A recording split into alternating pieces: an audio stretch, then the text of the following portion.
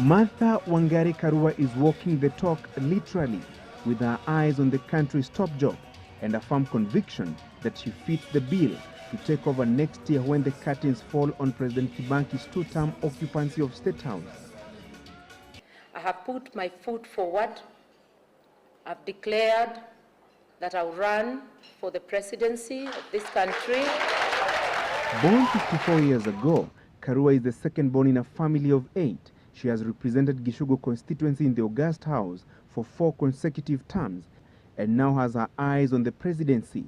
But how realistic are her chances? On a scale of 1 to 10, Martha Karua's chances of clinching the top seat I rated at 2. Not because she is not a good person, not because she is not capable of executing the powers as president and leading the country. She can do that. But the dynamics of this country are such that you cannot be a lone ranger. And Martha Karua is known to be a lone ranger. People do what she does. She's actually a younger female version of Mwai Kibaki. That's who she is. Remember, Kibaki advises Kibaki. Who can rob us? Who can rob us? Karua has over the years earned her place in the country's list of distinguished and influential political players, a key member of the team that led in the clamor for multi-party politics and eventually dislodged KANU from the helm after the 4-decade rule that many considered authoritarian. Her bravery is among the attributes that could sway the vote in her favor next year. Martha Karua's qualities: 1, she's decisive. 2, she is driven. Martha Karua is a kind of person out of her sheer willpower can drive a tractor or even a train.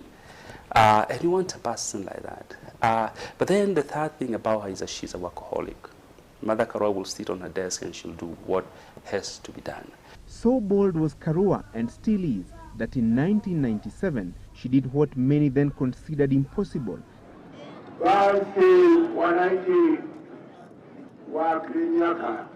She walked out on retired President Daniel Arap Moi during a rally in her Kirinyaga home turf after she was denied an opportunity to address the gathering. Many no doubt remember Karua's exploit during the controversial tally of the presidential vote at the KICC in 2007.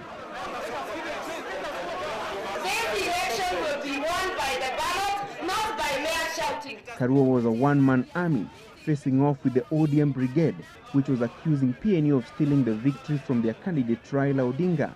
At that time, she earned the famous reference of the only man in PNU. Her critics in ODM then considered her the biggest pro-Kibaki hardliner. My belief, even today, if you were to rewind, there was no rigging at KICC, and that has been vindicated by Kregler. What gave me courage to stand on that day is that inner voice, that inner conviction.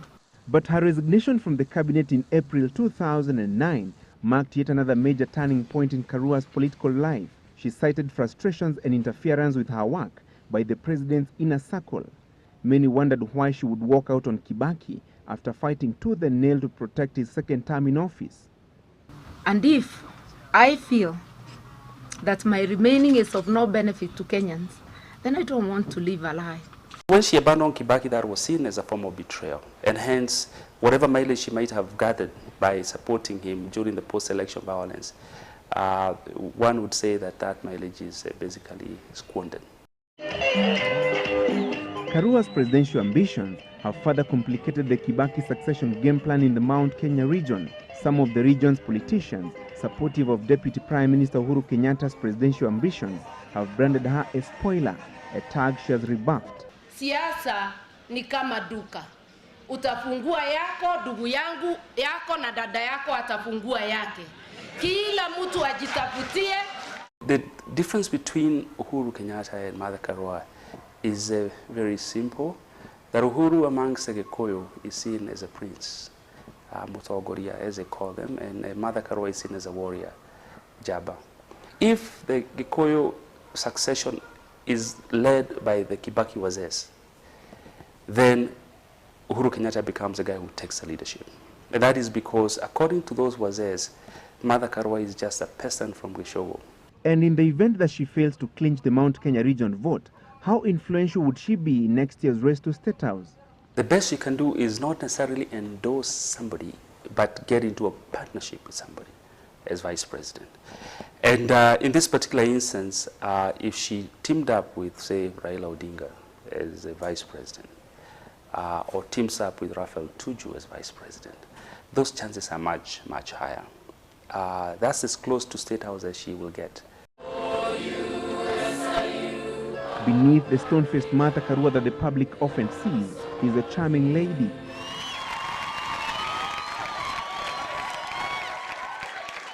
She was part of the class of 2011 that graduated with the Executive Master's degree in Strategic Management from the United States International University, USIU.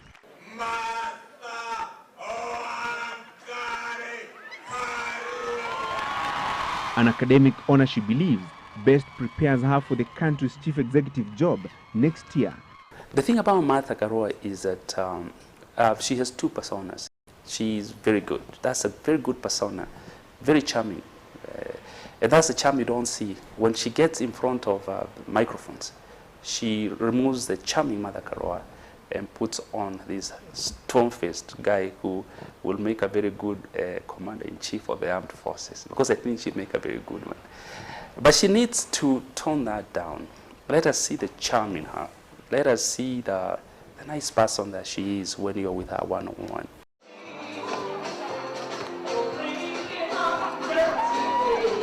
Karua is on a rebranding mode. She has been engaging more with the youth and even attending various youth-related activities like the Chaguo Latinis. She has also recorded a song with a popular youthful artist, Giuliani.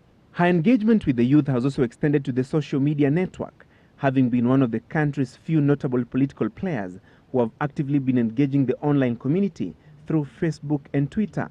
So when she does her gig and looks for the teenies, as she calls them, they call her Mami. Now, is a mother figure endearing to the young people? Of course she is. And that probably will be one of the selling points for her.